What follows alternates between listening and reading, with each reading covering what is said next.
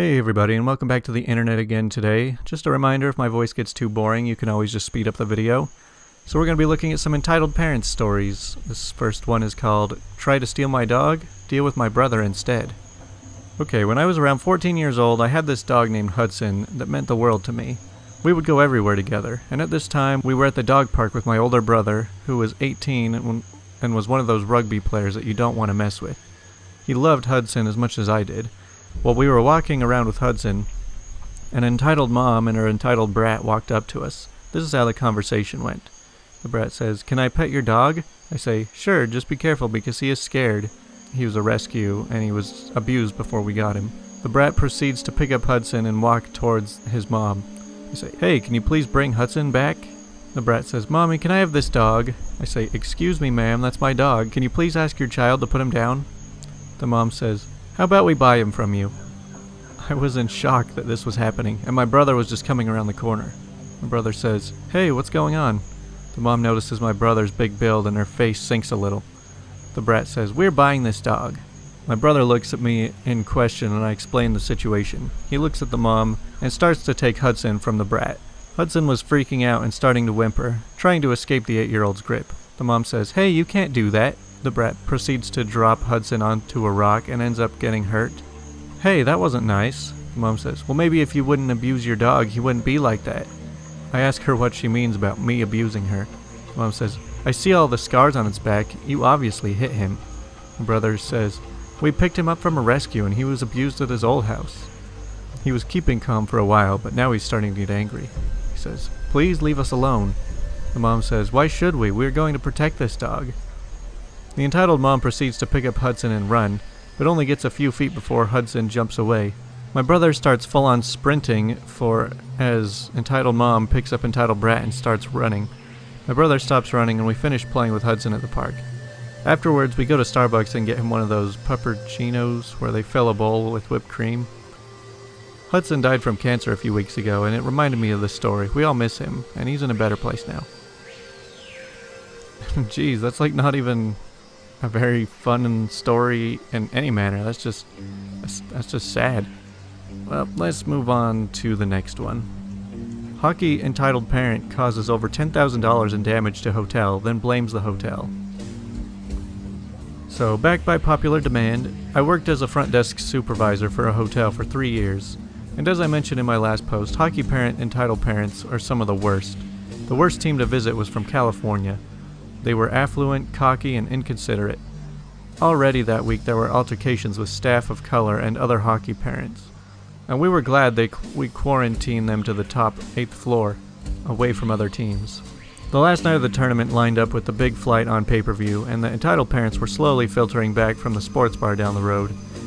I was on a late shift at this time, and the head of security, we'll call him Don, and I were laughing. It was almost peaceful. Around 11 p.m., we get a call from frantic guests saying their bathroom light was raining. I sent an engineer up to the 5th floor, and a few moments later, he calls out on the radio he needed Don, and the other 2 engineers immediately. Then the kitchen manager radioed, saying that part of the ceiling collapsed and water had flooded into the kitchen. Another call rang out from the housekeeping, saying the same thing just happened in the laundry room and the break room next to the kitchen. All the flooding reports were for the same wing of the building, and we just renovated rooms on that side. We were concerned something happened to a water pipe somewhere during construction, but the head engineer wouldn't be back until morning.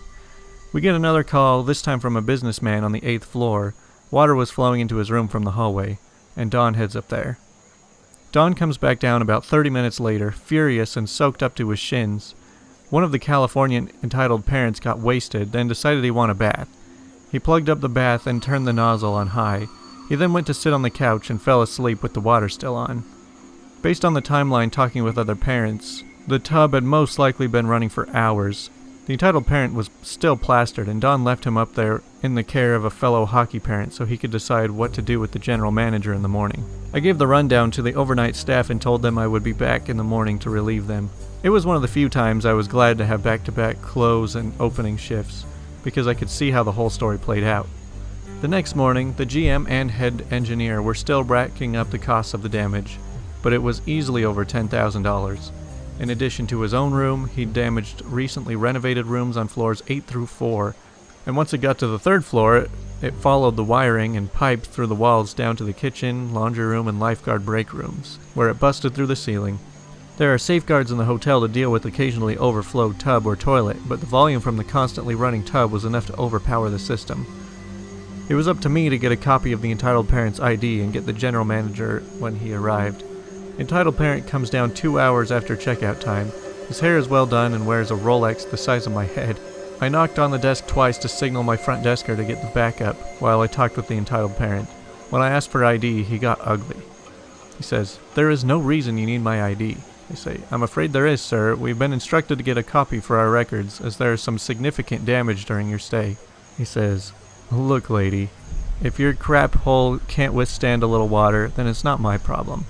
I build hotels in California, ones that make this place look like a crack house. I know for a fact hotels are supposed to have systems to prevent flooding." I say, "Yes, sir, they do, but in this case," he said, "I know you're only doing this because I make more money in a minute than you will see in your entire life. But you don't want to go down this road with me." I just smile politely and reiterate he needed to hand over his ID. Then the GM came whipping around the corner. He relieved me to go on break, but I heard the GM say, "I'm trying to handle this civilly. If you want to make this difficult, I'm sure that the police would be thrilled to accommodate you."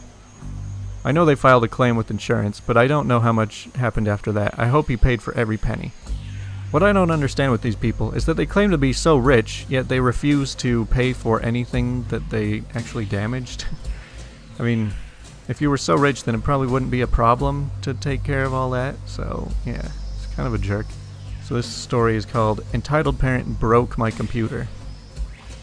So a little bit of backstory before I start. I was taking the train from my grandparents' house to my family's, and I decided to take out my laptop. It's not terrific. It costs about £600 with a discount. But it works perfectly for what I like to use it for, which is mainly Word and playing lower quality video games. My laptop has a bit of a problem where if it's picked up from the left side, it glitches out and freezes, making it look like it is broken. I just have to reset it. And finally, UK trains tend to be 4 seats gathered around a table, and they had quiet carriages, which was the one I was in. Now then, into the story with all the usual names. So I was in the train with my computer on the table. Make sure to take up as little space as possible, when Entitled Mom and Entitled Kid sat down. The mom sat across from me, whereas the kid sat next to me, wanting to have a look at the screen. But because L4D2 is a little bit inappropriate for someone of the kid's age, I tried turning the screen towards the window, so it made it more difficult for him to see. But he still tried, leaning over to see the screen. I had earphones in, so I didn't really know what the kid said, but he spoke to his mom. Next thing I know, Entitled Mom is turning the laptop towards the kid to give him a better view. I hit escape and paused the game, and I asked what she was doing. She says, "Oh, just let the kid play." I say, "I'm sorry?" She says, "Just let the kid have your computer for a bit." I say, no. I honestly thought it was a joke. The jump from Entitled Kid just trying to see my screen to Entitled Mom trying to get me to give my computer to him. She says, "Why not?" I say, "Because it has all of my GCSE revision stuff on it. And this game is not for people of his age." I'll admit I was being a bit loud. She says, "Fine, just let him watch." I liked that she was reasonable, but the second I took my hands off my computer to put my earphones in, she had grabbed it by the left-handed side and lifted it, moving it towards Entitled Kid, throwing my wireless mouse at him too. I sat there in a temporary shock, but Entitled Kid was already trying to hit the escape to unpause the game. But lo and behold, my crappy computer had broken when she picked it up. The left-hand side of the screen was glitched out. The kid says, "Mom, he's done something to it." The mom turned the computer around, moved the mouse around, and unplugged the earphone, hearing the repeating sound of L4D2 glitching the heck out. I swear I wish I had my phone out to take a picture because her expression changed too quickly for me to enjoy them. It was originally shock, anger, then horror as she realized she broke my computer. Within a second she grabbed all her bags, her kid's hand, and she was waddling down the carriage into the next one along. A few people nearby asked what happened, and if they should get some help from the staff, but I said no because it was fixable, and I wasn't really being bothered anymore. As I said before, all I had to do was hard reset it and everything was fine. I just thought it would fit well on here despite being short and pretty funny. Hey, I mean, it's almost like you've got your computer theft proof because nobody...